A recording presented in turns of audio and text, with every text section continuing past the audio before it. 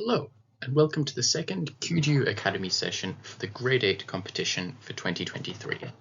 Today, we're going to be looking at the second long prep topic of that we should ban gambling in sports. In this session, we're going to start by having a brief reflective session on the first debate that you will have had last week. We're going to look at context behind this debate, sort of how to approach your initial thinking about the topic, and then we're going to head into brainstorming points and then a few tips at the very end. A couple of weeks ago, most of you will have had your first debate for the season, and it would have been on the topic that we should only eat food made in Australia. Some of you may have had postponements or cancellations about this debate, but probably most of you watching this video will have already had one debate this season. So if you haven't, feel free to skip until the next session, but if you have had that debate, let's start by looking at that topic and thinking about how you did in the first debate. This is a good point to probably take a moment to pause the video and look through your notes and see what the feedback you got from that debate was and how you could action it in your next debate. Think about what you thought that you did particularly well in the debate, whether it was the way in which you spoke, whether it was the structure of your speech, whether it was your arguments. Look at what sort of feedback you got from the adjudicator and look at how you can improve. If you're looking at the feedback you got from adjudicators, the most useful stuff to look at for the sake of the next debate is probably the individual feedback that you collect from them after the adjudication, because often adjudications until the very end are largely about that specific debate, so aren't as actionable in the future. So always make sure that you go and get feedback from the adjudicator afterwards, because it's likely to be really useful for your future debates. Have a moment to think about what you did well and how you can improve. When we have these sessions on Zoom, you'll have an opportunity on this slide to ask questions about the feedback you got and how you could action it and improve your speech next time. Unfortunately, because this is a video, you won't be able to do that with me on this occasion, but still have a think about what you could do to continue to do what you did well and make your performance and your speeches even better for your next debate. Having done that, the next thing to look at is to start to turn towards the second debate for this season, about that we should ban gambling in sports. As always, the beginning stages of a long prep topic are to ask yourself the questions about the context of this debate. You're asking yourself the question of what is the problem that this debate is trying to solve, and you want to do some preliminary research to understand the issue that you are debating about on this occasion. I've created a few questions that you might want to put some research into to make sure that you're prepared. For example, how much money do people spend on gambling in sports? Or what sports have gambling associated with them, and what types of people spend money on gambling? Importantly, when you're doing this research, try and find multiple answers to each question. For example, there are probably lots of different types of sports that gambling is associated with, and gambling would be associated with those sports in different ways. Similarly, there are probably lots of different types of people that spend money on gambling, but they might interact with gambling differently. For example, different groups may be prepared to spend more money on gambling, or maybe some people spend money just on some types, but others spend money on lots of different types of sports gambling. And so it's important to do some research about these kind of questions before you begin thinking of your arguments, because it will mean that you're able to ground your arguments in some good examples and some good links to reality. As always, whenever you do this sort of questions of preliminary research, when you find multiple answers, that's good because it means you can segment your arguments. It means you can talk about how different types of people interact with the topic, how different types of people or different types of sports would react to the implementation of this policy. And that means you'll be able to have lots of different arguments. Having done some preliminary research, the next thing to do is look into defining the topic. As the affirmative team, you will need to come up with a definition. As the negative team, it's important to think about the definition of the debate, but remember, you don't need to write a definition as the negative team. In the majority of cases, the affirmative team, even if they don't use exactly the same words as you, will be doing a fair definition, and it will mean the same thing as you interpret. But do still be aware of what the words could mean, so you're aware of the different types of affirmative cases you could come up against. And so that if it is one of the rare occasions where a model is unfair, where a definition is unfair, I should say, you are able to respond to it. I think there are probably three big terms that you want to look at in this particular debate. One of those terms is banning. You will encounter lots of debates that are about banning, and banning is often a fairly extreme word to come across in a debate, because as the affirmative team, you probably want to take the word banning to be very absolute. You want it to be trying to remove any capacity to do something legally. But banning also is going to, as we'll encounter on the next slide, have a number of things you want to consider when you are modeling this debate. The second word that I think it's important to look at is what gambling is. Again, there are lots of different types of gambling. You may find some people gamble through like gambling agencies.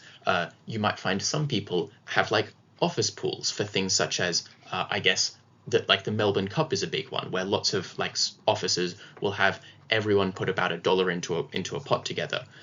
Similarly, you also want to define sports because there are lots of different types of sports.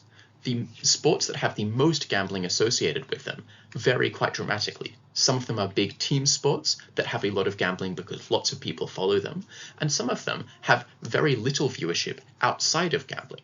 You want to have a clear idea of both what all of these words mean and what the different types of them within the debate are, because this will allow you to have a really clear case.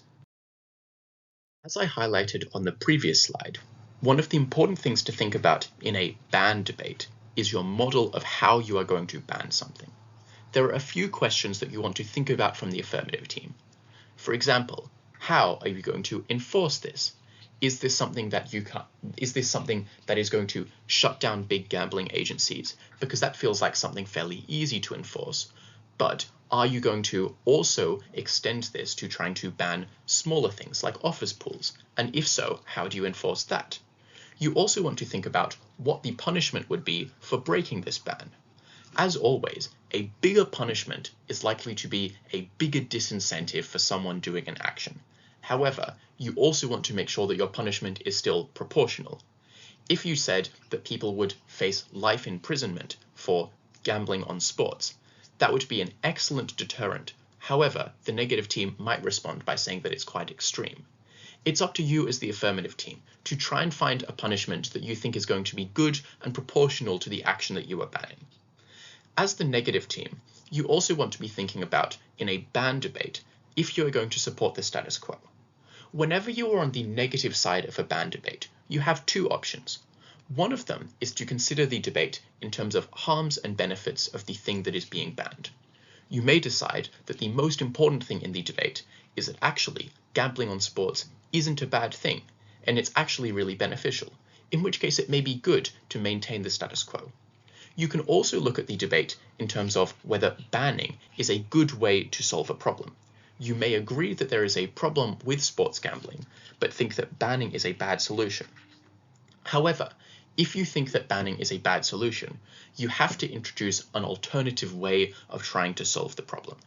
If you just say banning is not the way to do this, the adjudicator is likely to think that you have not offered a solution to a problem, even though you think the problem exists, and that will make your case a lot less persuasive. So make sure that you have a countermodel if you agree that a problem exists and is a better way of solving it. In many cases, this is some form of regulation that does not go as far as banning, but still make sure you're clear on what the details of that are. The next step of this debate is to start to brainstorm your point ideas. The important thing to do is use your research to build up your ideas, but don't rely on examples that you find as substitutes for arguments. Use examples to justify your logic and why your logic is likely to be true. Continue to brainstorm arguments until you think you've got, ideally, 4 very different arguments. 4 arguments that are each very different reasons why the adjudicator could give you a win. Lots of debates are decided by which team is able to bring forward more new ideas, particularly if it's a debate that's not incredibly responsive.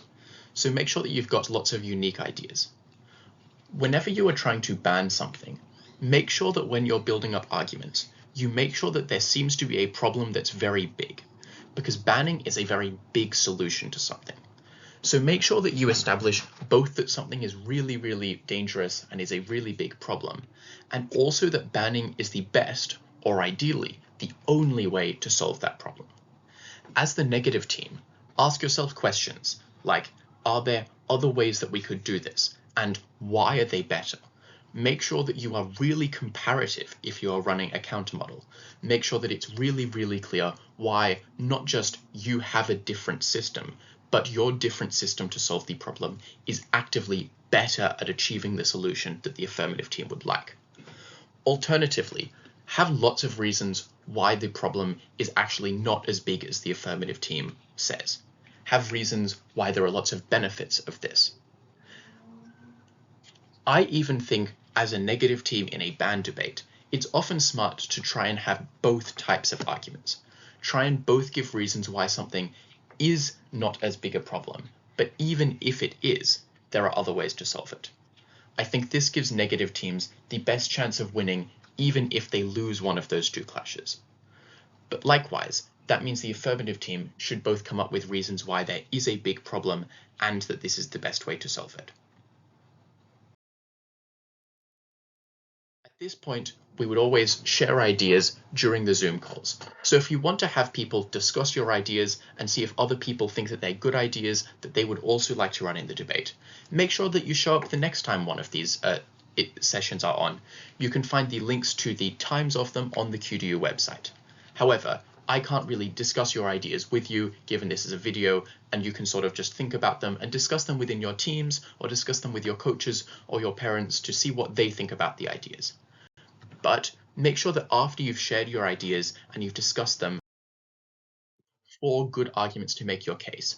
It's then up to the speakers to write their points. As we discussed in the first of these videos, the important thing to do when structuring an argument is to ask yourself a series of important questions. Ask yourself reasons why something is likely to be true. Give explanations for it. And remember, when you're justifying that things are true, don't rely on examples to prove this. I think you should give evidence and examples after you've done this to illustrate that your logic is true and that it holds up in the real world. It isn't entirely theoretical. But the danger of running an argument where your justification for why something is true is just that you have an example is that it proves that the logic holds up for that example, but it doesn't prove that it exists anywhere else. Make sure that you have lots of reasons why something is likely to be true in most cases, rather than just in isolated examples. At the end of your point, make sure that you always link it really clearly back to the topic.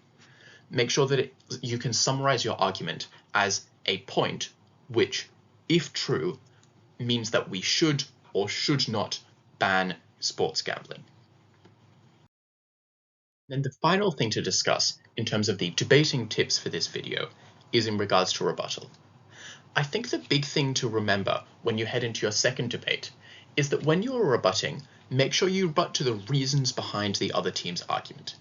It's very easy to listen to a point label, such as that sports gambling is, let's say, it's bad for the economy, and then provide your own substantive material as to why it's good for the economy, as an example. However, make sure that you respond really specifically to the reasons why the other team thinks that their argument is true. The reason for that is that if your response to their argument is just a different argument about the same topic, the adjudicator is left to believe that 2 things might be true, and it's up to the adjudicator which one is more true. If your rebuttal is to respond to the reason why they think their argument is true, that means that if you do that well, there are no reasons to believe the other team's conclusion, and then your conclusion is the only one that has reasons behind it. I think that's the big thing to remember in regards to rebuttal for your second debate. Don't just respond to point labels, respond to the reasons behind it. In general, if the other team thinks that something is important, that means you should think that it's important to prove that it's not true. Because if that's how the other team thinks they win, you should then try and make sure that it's not the way that they win. In summary, is that idea.